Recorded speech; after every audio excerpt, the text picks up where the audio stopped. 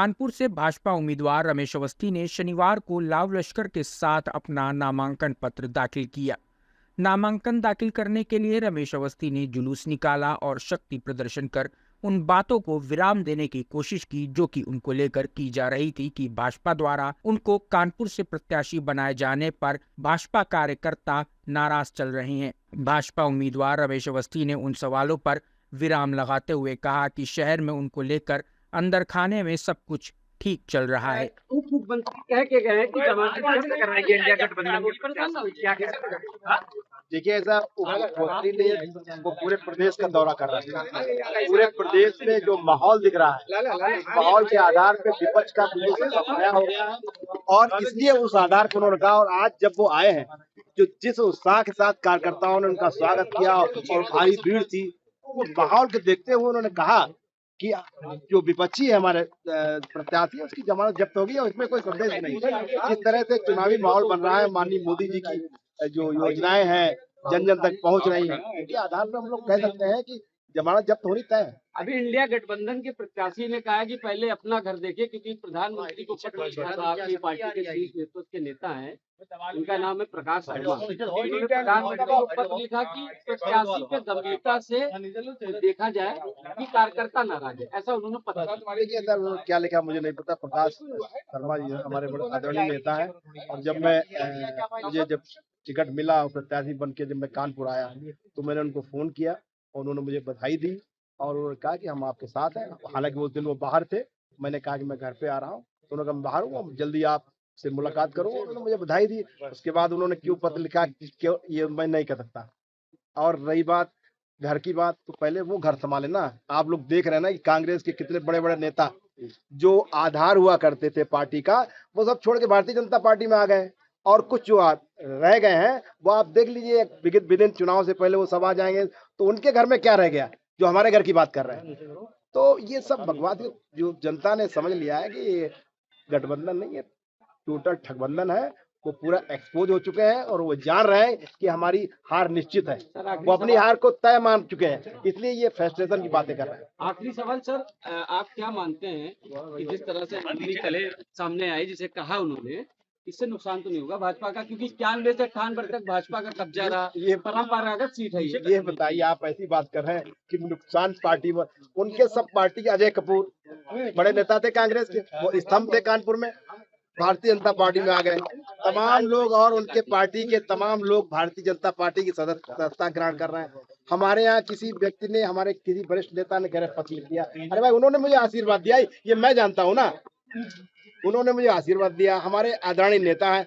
आप सैकड़ों लोग जो भारतीय जनता पार्टी में शामिल हो रहे हैं, कांग्रेस को छोड़ जा रहे हैं, वो अपनी अंदरूनी कला नहीं देख रहे हैं, हमारी कला देख रहे हैं। ये हमारे अपने परिवार का मामला है, इसमें कोई आपस का मामला, कोई इशू ही नहीं है जिसको आप वो बढ़ा रहे हैं। वो आप जान रहे हैं हताशा है, चुनाव हार चुके हैं वो हताशा में सब बयानबाजी कर रहे हैं। और ये आप लोग भी जानते हैं, आप लोग जानते हैं कि यहाँ पे जो गठबंधन का प्रत्याशी है वो अपने हार में जो कितनी वहीं कानपुर बीजेपी का हर बड़ा नेता रमेश अवस्थी के नामांकन जुलूस में शामिल हुआ। नामांकन जुलूस में मुख्य अतिथि के रूप में यूपी के डिप्टी सीएम केशव प्रसाद मौर्य भी शामिल हुए और जनसभा को भी संबोधित किया, जिसके बाद जनसभा हुई और फिर भारी भरकम जुलूस निकालकर कलेक्ट्रेट ऑफिस में रमेश अवस्थी ने अपना नामांकन पत्र भरा। इस दौरान कलेक्ट्रेट ऑफिस में भाजपा कार्यकर्ताओं और पुलिस कर्मियों के बीच तीखी नोकझोंक भी हुई। आपको बता दें कि रमेश अवस्थी के नामांकन पत्र भरने के दौरान पार्टी के कई बड़े नेता शामिल हुए, मगर कलेक्ट्रेट में नामांकन के लिए प्रत्याशी समेत सिर्फ 5 लोगों को कक्ष में जाने की अनुमति मिली, लेकिन हर कोई नामांकन कक्ष में घुसने की कोशिश कर रहा था। तभी भाजपा विधायक सुरेंद्र मैथानी समेत बड़ी संख्या में कार्यकर्ताओं को मुख्य गेट पर रोक लिया गया। इससे विधायक सुरेंद्र मैथानी और उनके कार्यकर्ता नाराज हो गए और पुलिस से नोकझोंक करने लगे। हालांकि काफी देर तक बहस करने के बाद पुलिस ने विधायक सुरेंद्र मैथानी को अंदर जाने की अनुमति दे दी, लेकिन कुछ ही देर बाद नामांकन कक्ष से उन्हें बाहर कर दिया गया। 1 2 3 4 5 एक लोग सलील भाई साहब भैया इधर आना तो सलील भाई साहब भैया हाँ सर सलील जी आगे बैठो दो सेकंड बुलाओ कोई बात नहीं वो बाद में चले जाएंगे वो बाद में भेजेंगे नहीं बाद में सलील जी अरे जाए बराबर जाओगे यार विधान भाई साहब हो गया ठीक है आप शांत रहिए भैया भैया कल रात में नाम नहीं भेज दिया गया था भैया 2 सेट बने हैं हाँ तो बारी बारी जाएंगे हाँ ठीक है। वहीं रमेश अवस्थी के नामांकन जुलूस में शामिल हुए उत्तर प्रदेश के उप मुख्यमंत्री केशव प्रसाद मौर्य ने जनसभा को संबोधित करते हुए कहा कि यह चुनाव देश को 5 साल नहीं 100 साल आगे ले जाने वाला है। उन्होंने कहा कि प्रधानमंत्री नरेंद्र मोदी के कार्यकाल में कानपुर से बुंदेलखंड तक पेयजल की सभी समस्याएं खत्म की जा चुकी हैं। उन्होंने विपक्ष पर तंज कसते हुए कहा कि सपा की साइकिल तो कानपुर में पहले ही पंक्चर हो चुकी है। उन्होंने सभा में सभी से मेरा बूथ सबसे मजबूत का नारा देते हुए सबसे ज्यादा वोट लाने का वचन दिलाया। भारतीय जनता पार्टी लोकसभा कानपुर और लोकसभा कानपुर देहात दोनों के प्रत्याशी मेरे सामने खड़े हैं। अगर आप सब कहें वैसे आप 13 मई को बहुत बड़े बड़े अंतर से कमल खिलाने वाले हैं, लेकिन अगर आप सब लोग कहें तो मैं आज ही विजय की माला पहना दूं। सब लोग कहना चाहोगे? दोनों हाथ उठा के बताइए। एक इधर श्री रमेश अवस्थी जी को और एक इधर देवेंद्र सिंह भोले जी को। आप सब कार्यकर्ता बंधुओं, आज यहां पर हमारे विधानसभा के अध्यक्ष और आप सबके चहेते और मेरे भी बड़े भाई आदरणीय सतीश महाना जी भी मंच पर मौजूद हैं। हमारे कानपुर के लोकप्रिय सांसद और जिन लोगों के साथ उत्तर प्रदेश मंत्री परिषद में भी मुझे काम करने का मौका मिला, ऐसे आदरणीय सत्यदेव पचौरी जी भी मंच पर मौजूद हैं। इस शहर की प्रथम नागरिक महापौर आदरणीय प्रमिला पांडे जी, हमारे क्षेत्रीय अध्यक्ष और संगठन के बड़े जानकार श्री प्रकाश पाल जी भी मंच पर मौजूद हैं। मेरे साथ ही चल करके आए आपके कानपुर के ही निवासी प्रदेश के उपाध्यक्ष, जो प्रदेश भर में कार्यक्रम सभी नेताओं के लगाते हैं, ऐसे श्री मानवेंद्र सिंह जी, हमारे दोनों जिला अध्यक्ष श्री दीपू पांडे जी, श्री शिवराम सिंह जी और हमारे पूर्व मंत्री आदरणीय प्रेमलता जी हैं क्या? अच्छा देख नहीं पाए, सम्मान प्रणाम कर रहा हूं। आदरणीय प्रेमलता कटियार जी हमारी वरिष्ठ नेता हैं, मार्गदर्शक हैं। हमारे पूर्व सांसद सम्मानित श्री जगतवीर सिंह द्रोण जी, हमारे कैबिनेट मंत्री राकेश सचान जी है तो नहीं आ गए? जिनका नाम ले रहा हूं सब लोग आ जा रहे हैं भाई। और भगवान भी थोड़ा सा छाया दे दिया, गर्मी में भी थोड़ा छाया प्रदान कर दिया। हमारे प्रदेश के उपाध्यक्ष और विधायक आदरणीय सलील बिश्नोई जी, आदरणीय हमारे विधायकगण सम्मानित महेश त्रिवेदी जी, हमारी बहन नीलमा कटियार जी, हमारे सम्मानित विधायक अरुण पाठक जी, सुरेंद्र मैथानी जी, अविनाश सिंह जी, विधायक श्री राहुल बच्चा सोनकर जी, हाँ राकेश जी आ गए, बहुत बहुत स्वागत है। हमारे सभी पूर्व जो हमारे वरिष्ठ, हमारे अभिजीत सांगा जी, हमारे पूर्व महापौर रविंद्र पाटनी जी, हमारे पूर्व सांसद अनिल शुक्ला वारसी जी, हमारे सम्मानित सभी पूर्व विधायक, बहुत नाम है, गर्मी बहुत है। मंच पर सभी पूर्व विधायक, पूर्व सांसद, पूर्व महापौर, सभी पूर्व जिला अध्यक्ष, क्षेत्र के पदाधिकारी, प्रदेश के पदाधिकारी, वर्तमान, निवर्तमान और भावी, सबका मैं हृदय से वंदन और अभिनंदन करता हूं। और आप सभी कार्यकर्ताओं को आज आह्वान करने के लिए आया हूं। केवल कमल खिलाना नहीं है 2024 में, इस बार विपक्षी जो इंडी गठबंधन का प्रत्याशी है उसकी जमानत जब्त कराने का काम करना। करोगे? दोनों हाथ उठा बताओ, करोगे? जमानत जब्त कराना और रिकॉर्ड वोटों से विजयी बनाना, श्री रमेश अवस्थी जी ने मेरा बहुत इंटरव्यू लिया था, ठीक है। और आदरणीय देवेंद्र सिंह भोले जी का इतिहास आप सबको मैं कुछ बताऊंगा तो सूरज को दीपक दिखाने के समान होगा। दोनों प्रत्याशी और माननीय नरेंद्र मोदी जी के नेतृत्व में 4 जून को 4 बजे 400 पार करने के लिए कानपुर की दोनों सीटें रिकॉर्ड वोटों से जीत के जानी चाहिए कि नहीं जानी चाहिए? दोनों हाथ उठा बताओ, जाना चाहिए कि नहीं जाना चाहिए? सपा की साइकिल पंचर होना चाहिए कि नहीं होना चाहिए? यहां तो सपा की साइकिल पहले गायब हो गई है और यहां पर सपा की साइकिल बता रहे उड़ करके सैफई चली गई है। सही है क्या? और ये पंजे वालों का पंजा अजय कपूर जी आकर के तोड़ दिए हैं। सही है? भारतीय जनता पार्टी की आंधी चल रही है मेरे मित्रों। कल पहले चरण का चुनाव हुआ, 8 की 8 लोकसभा सीटें बहुत बड़े बड़े अंतर से भारतीय जनता पार्टी और हमारे गठबंधन के प्रत्याशी चुनाव जीत रहे हैं। कल 102 लोकसभा सीटों का चुनाव हुआ है। ऐसा वातावरण एक 25 के पहले मैंने नहीं देखा था। मुझे सभी लगभग सीटों में जाने का मौका मिला है। चौथे चरण के चुनाव की यह दोनों सीटें हैं।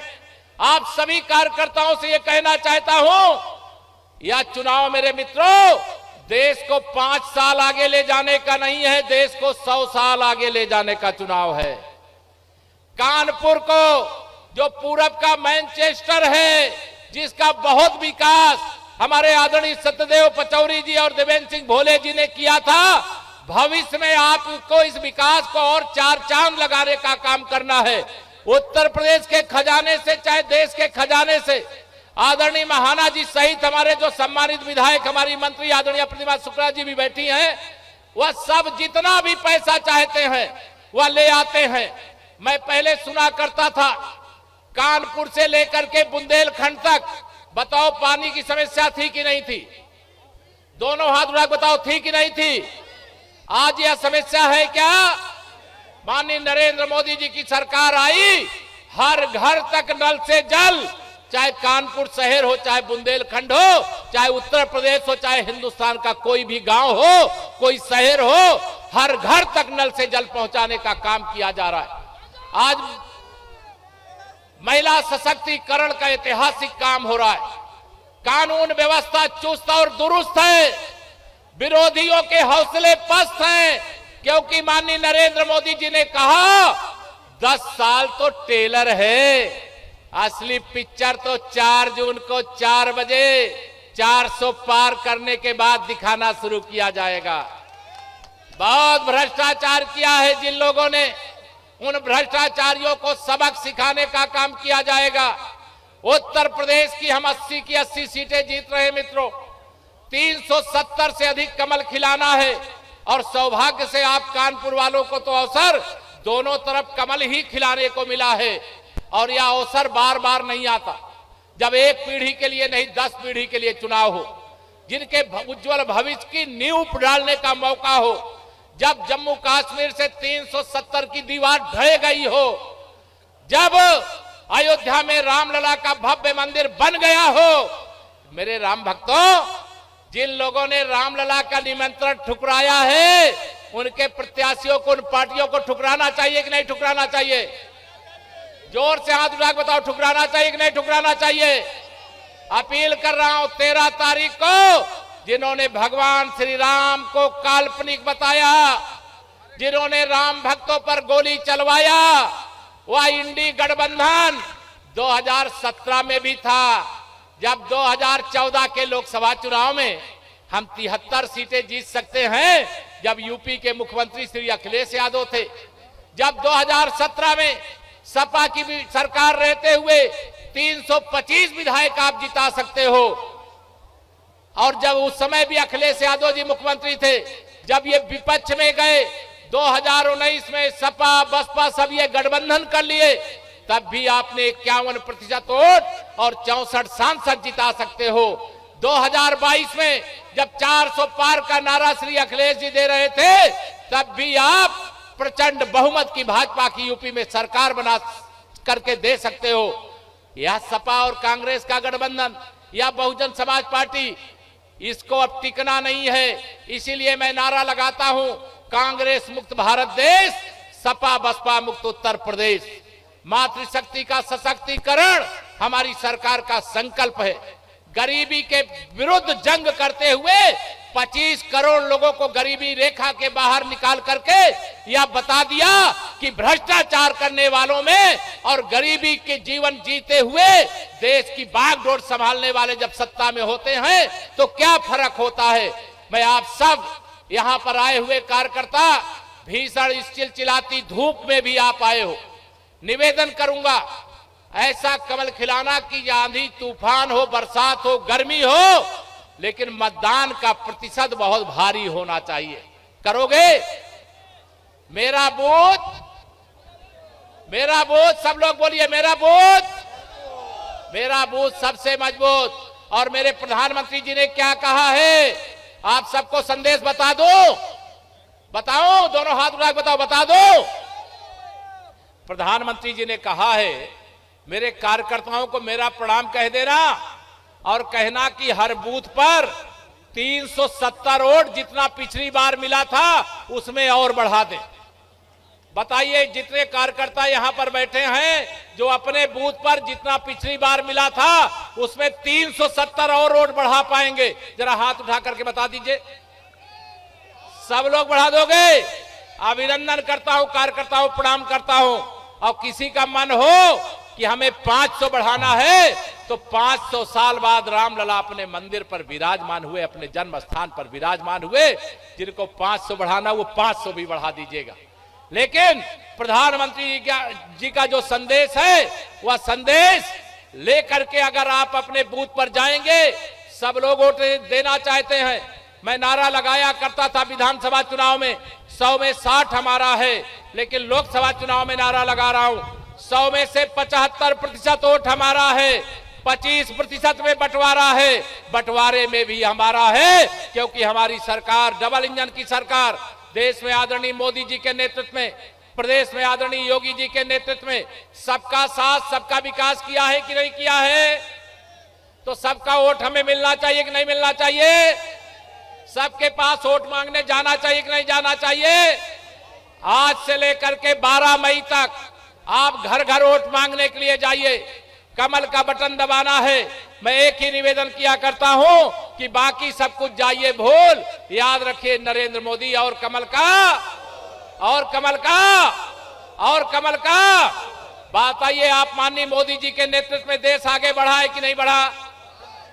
अगर माननीय नरेंद्र मोदी जी के नेतृत्व में सरकार बनी तो पहले आतंकवादी हमारे देश में घुस करके हमारे सेना के जवानों को मारते थे, हमारे नागरिकों को मारते थे।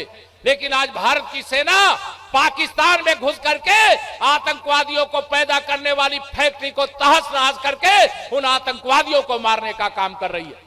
माननीय नरेंद्र मोदी जी के नेतृत्व में अभी पिछले दिनों आपने देखा कतर के अंदर किस प्रकार से हमारे 8 पूर्व नौसैनिकों को फांसी की सजा दे दी गई थी।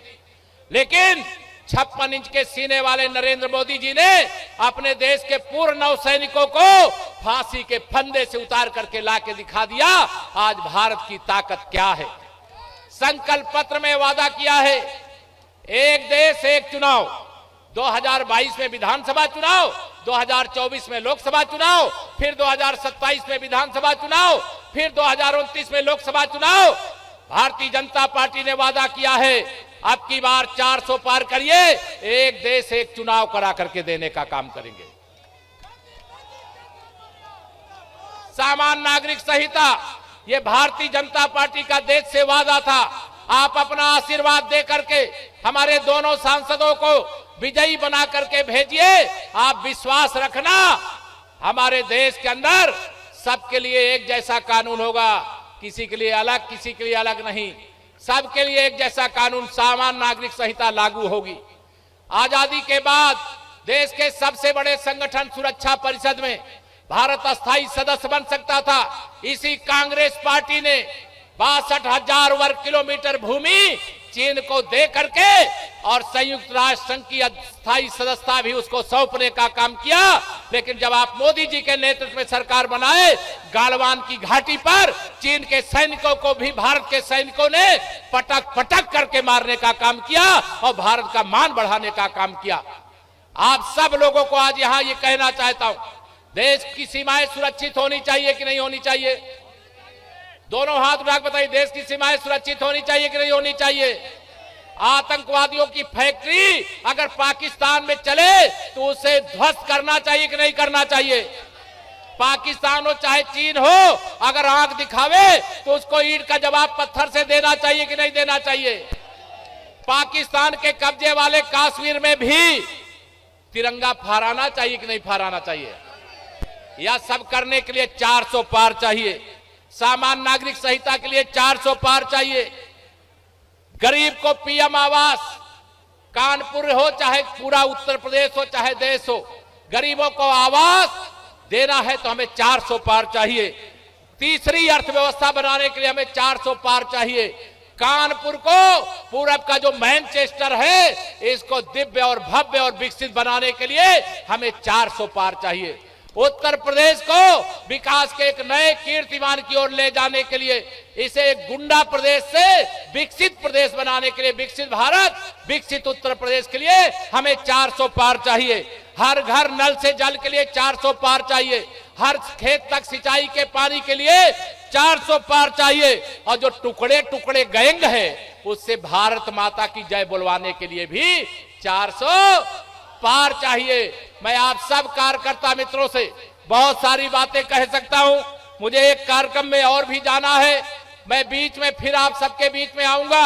लेकिन केशव प्रसाद मौर्य उप मुख्यमंत्री बाद में है, भारतीय जनता पार्टी का कार्यकर्ता पहले है। आप सब कार्यकर्ता जितने यहाँ आए हैं, जो नहीं पहुंच पाए हैं, कई दूर दराज खड़े, मैं अभी रास्ते में आ रहा था, सभी कार्यकर्ताओं को कहना चाहता हूं, आप ही अपने बूथ के प्रधानमंत्री नरेंद्र मोदी जी हो, आप ही अपने बूथ के मुख्यमंत्री योगी आदित्यनाथ हो, आप ही अपने बूथ के उप मुख्यमंत्री केशव प्रसाद मौर्य हो, आप ही अपने बूथ के श्री रमेश अवस्थी जी और देवेंद्र सिंह भोले जी हो, आप सभी हमारे जो विधायक बैठे, हमारे पार्टी के प्रदेश क्षेत्र और जिले के नेता बैठे, आप ही अपने बूथ के सर्वे सर्वा हो, अपने बूथ को रिकॉर्ड वोटों से जिताइए। मैं केवल कहने के लिए नहीं, बल्कि मैं कांग्रेस के प्रत्याशी की, और वहां सपा का है शायद उधर बगल वाले में, वहां सपा के प्रत्याशी की जमानत जब्त कराने की अपील करने आया हूं। मेरे राष्ट्रीय लोक दल के लोग भी दिखाई दे रहे हैं, आप सबसे भी आह्वान है, पूरी ताकत लगा करके दोनों सीटों पे कमल खिलाने का काम करिए। हम बिजनौर जीत रहे हैं, राष्ट्रीय लोक दल को जो गठबंधन में दिए थे, बागपत जीतने जा रहे हैं। उत्तर प्रदेश की 80 की 80, विपक्ष की जल गई है पूरी रस्सी की रस्सी। इसलिए मेरे मित्रों, भ्रष्टाचार मुक्त भारत करें। भ्रष्टाचार मुक्त भारत के लिए आप सबका आशीर्वाद मिलेगा, दोनों हाथ उठाकर मिलेगा। तो मेरे दोनों प्रत्याशियों को आप सबकी ओर से मैंने विजय की माला पहनाई है।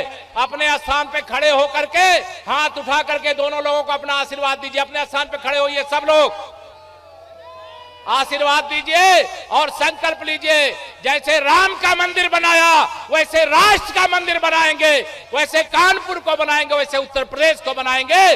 दुनिया में भारत किसी के पीछे नहीं, दुनिया भारत के पीछे चलेगी। इस विश्वास के साथ आप सब आगे बढ़े, इतना निवेदन करके देता हूं अपनी वाणी को विराम।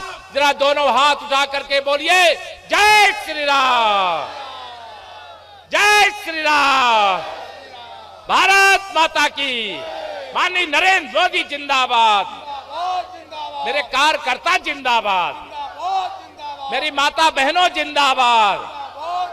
मेरे पत्रकार मित्रों, आप सबने बहुत सारी बातें सुनी और चिलचिलाती धूप का सामना करके आज यहाँ इस नामांकन के कार्यक्रम को कवर किया। आपको भी विशेष धन्यवाद, क्योंकि ये उमस वाली धूप का सामना ऐसे कोई नहीं करता, क्योंकि ईवीएम मशीन को अगर कमल के फूल से लब करना है और कमल खिलाना है, क्योंकि कमल पर बैठ करके ही लक्ष्मी जी आएंगी, साइकिल पर हाथी पर बैठ करके नहीं आएंगी। इसे कमल खिलाओ, भाजपा को जिताओ, मोदी जी को तीसरी बार देश का प्रधानमंत्री बनाओ और देश को 100 साल आगे बढ़ाओ, 100 साल आगे बढ़ाओ। यही निवेदन, यही प्रार्थना, यही कह करके आपको प्रणाम। जल्दी फिर आऊंगा आपके बीच में, फिर बात करेंगे। आज इतना ही निवेदन करके अपनी बात पूरी करता हूं। बहुत बहुत धन्यवाद। भारत माता की। वहीं रमेश अवस्थी के इस जनसभा और जुलूस में यूपी विधानसभा अध्यक्ष सतीश महाना, उप मुख्यमंत्री केशव प्रसाद मौर्य, महापौर प्रमिला पांडे, भाजपा सांसद सत्यदेव पचौरी, सांसद देवेंद्र सिंह भोले, विधायक सुरेंद्र मैथानी, विधायक महेश त्रिवेदी, राहुल सोनकर बच्चा, अभिजीत सिंह सांगा, एमएलसी अरुण पाठक समेत तमाम पार्टी के पदाधिकारी और अन्य लोग